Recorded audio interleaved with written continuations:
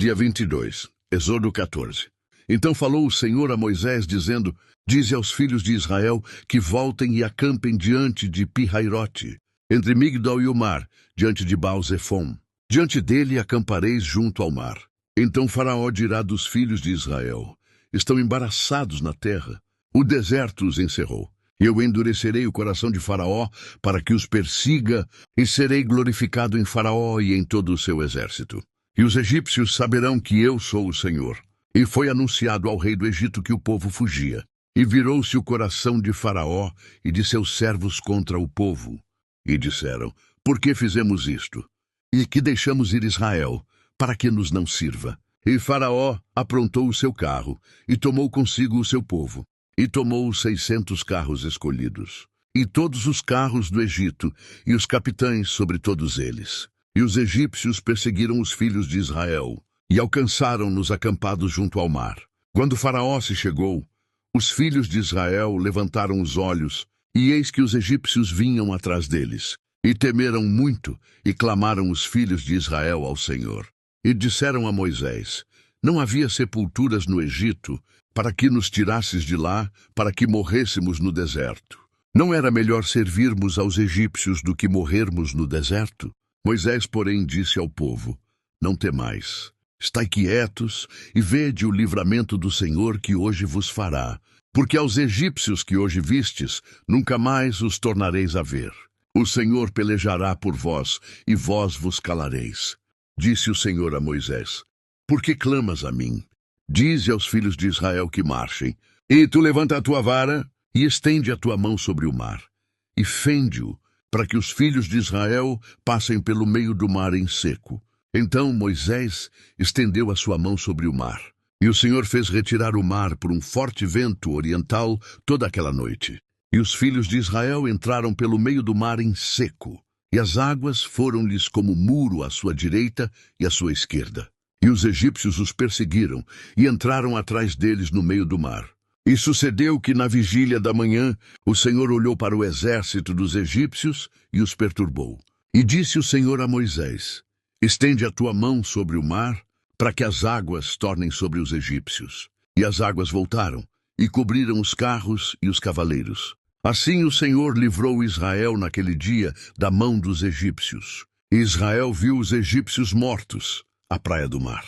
E viu Israel a grande mão que o Senhor mostrara contra os egípcios. E o povo temeu ao Senhor e creu no Senhor e em Moisés, seu servo. Êxodo 14 mostra que Deus, muitas vezes, permite que seu povo chegue a situações aparentemente sem saída para revelar seu poder de forma incontestável. Israel está encurralado entre o mar e o exército egípcio, e o medo faz o povo desejar voltar à escravidão. Isso revela como a pressão pode distorcer a memória e enfraquecer a fé, mesmo após grandes livramentos. A resposta de Moisés ensina uma lição central: confiar quando não há caminhos visíveis. O Senhor não apenas promete livramento, mas ordena que o povo marche. A fé verdadeira exige movimento, mesmo quando a lógica humana não enxerga a solução. A abertura do Mar Vermelho não é apenas um milagre físico, mas uma declaração espiritual. Deus cria um caminho onde não existia, separando definitivamente Israel da escravidão. O mesmo mar que se torna estrada para o povo de Deus se transforma em juízo para o inimigo.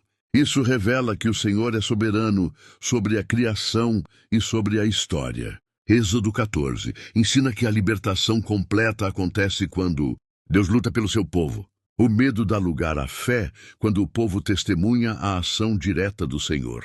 O capítulo encerra, mostrando que o livramento gera temor, fé e reconhecimento da autoridade de Deus, estabelecendo um novo começo para Israel.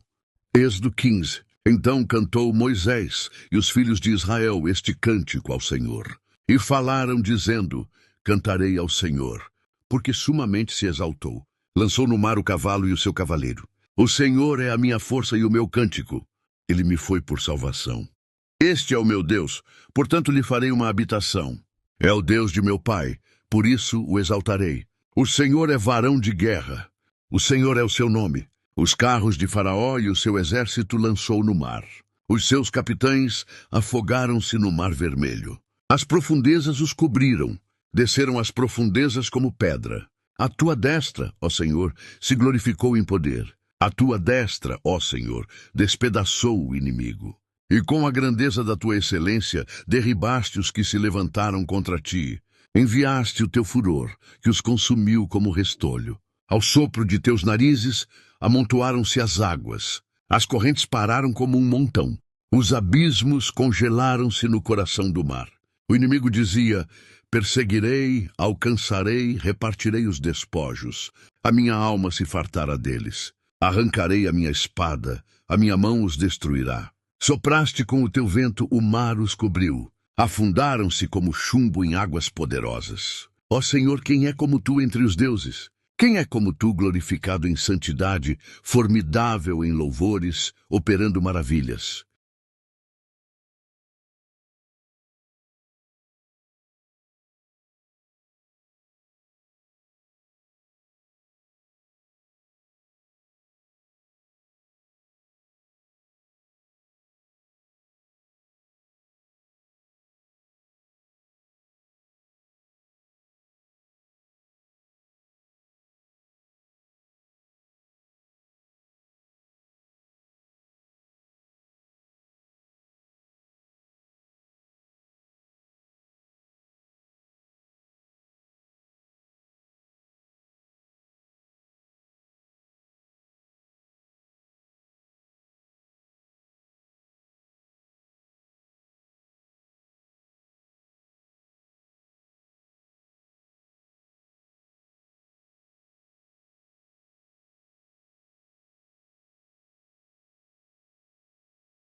Estendeste a tua mão direita, a terra os tragou. Com a tua benignidade, guiaste este povo que libertaste. Com a tua força, o levaste à habitação da tua santidade. Os povos o ouviram, tremeram. Apoderou-se de dores dos moradores da Filístia. Então os príncipes de Edom se espantaram. Os poderosos de Moabe foram tomados de tremor. Desfaleceram todos os moradores de Canaã.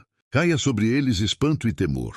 Pela grandeza do teu braço, emudeceram como pedra, até que passe o teu povo, ó Senhor, até que passe este povo que adquiriste. Tu os introduzirás e os plantarás no monte da tua herança, no lugar que aparelhaste, ó Senhor, para a tua habitação, no santuário, ó Senhor, que as tuas mãos estabeleceram. O Senhor reinará eterna e perpetuamente. Depois tomou Miriam, a profetisa, irmã de Arão, o adufe na sua mão, e todas as mulheres saíram atrás dela com adufes e com danças. E Miriam lhes respondia: cantai ao Senhor, porque sumamente se exaltou. Lançou no mar o cavalo e o seu cavaleiro. Então Moisés fez partir a Israel do Mar Vermelho, e saíram para o deserto de Sur. E caminharam 3 dias no deserto e não acharam água. E chegaram a Mara. Porém não puderam beber das águas de Mara, porque eram amargas. Por isso chamou-se o seu nome Mara. E o povo murmurou contra Moisés, dizendo: que beberemos? E clamou Moisés ao Senhor, e o Senhor lhe mostrou uma árvore, que lançou nas águas, e as águas se tornaram doces. Ali lhes deu estatutos e ordenanças, e ali os provou. E disse: se ouvires atentamente a voz do Senhor teu Deus, e fizeres o que é reto diante de seus olhos, e inclinares os teus ouvidos aos seus mandamentos, nenhuma das enfermidades porei sobre ti, porque eu sou o Senhor que te sara. Então vieram a Elim, onde havia 12 fontes de águas e 70 palmeiras, e acamparam ali junto às águas. Êxodo 15 mostra a resposta natural de um povo que experimentou um grande livramento, louvor.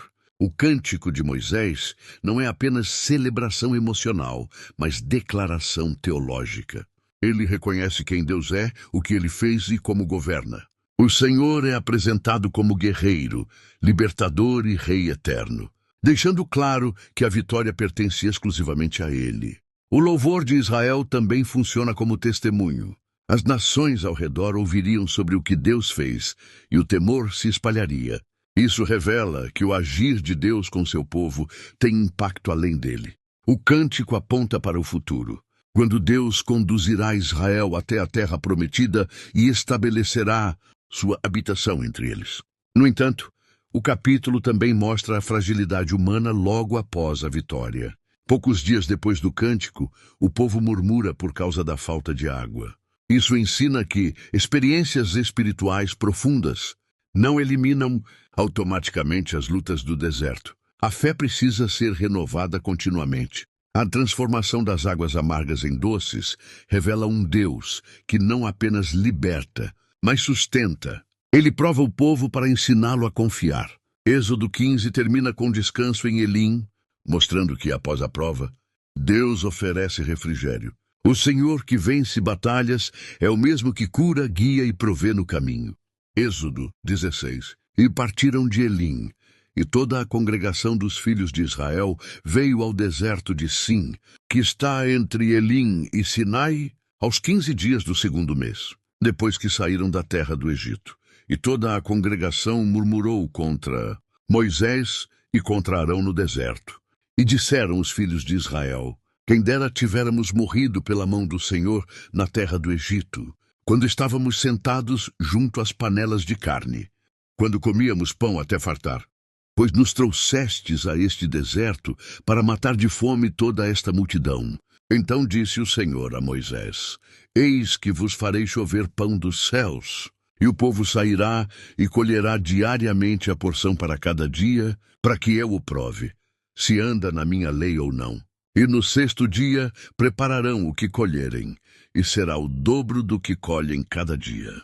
E falaram Moisés e Arão a todos os filhos de Israel: à tarde sabereis que o Senhor vos tirou da terra do Egito, e pela manhã vereis a glória do Senhor, porquanto ouviu as vossas murmurações. E falou o Senhor a Moisés, dizendo: tenho ouvido as murmurações dos filhos de Israel. Dize-lhes: entre as duas tardes comereis carne, e pela manhã vos fartareis de pão, e sabereis que eu sou o Senhor vosso Deus.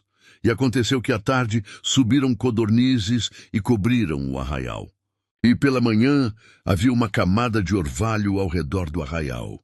E quando o orvalho se levantou, eis que sobre a face do deserto estava uma coisa miúda, redonda, miúda como a geada sobre a terra. E disseram os filhos de Israel uns aos outros: maná é isto?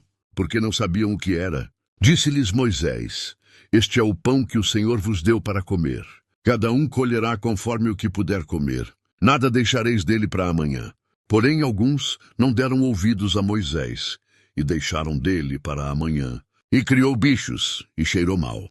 E sucedeu que no sexto dia colheram pão em dobro, e Moisés lhes disse: amanhã é repouso, o santo sábado do Senhor.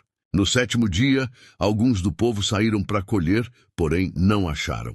Então disse o Senhor a Moisés: até quando recusareis guardar os meus mandamentos? Vede que o Senhor vos deu o sábado, portanto ninguém saia do seu lugar no sétimo dia. Assim repousou o povo no sétimo dia. E chamou a casa de Israel o seu nome Maná, e era como semente de coentro branco, e o seu sabor como bolos de mel. E disse Moisés: enche um gomer dele, para guardar pelas vossas gerações, para que vejam o pão com que vos sustentei no deserto. E comeram os filhos de Israel maná 40 anos, até que entraram na terra habitada. Êxodo 16 revela a transição do povo de Israel da libertação para a dependência diária de Deus. Mesmo após grandes milagres, o povo murmura por causa da fome e idealiza o passado de escravidão.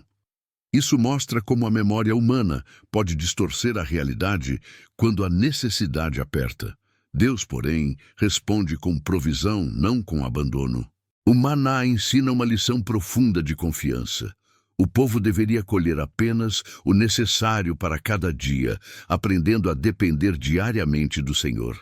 Aqueles que tentaram guardar para o dia seguinte descobriram que a provisão fora do tempo de Deus apodrece.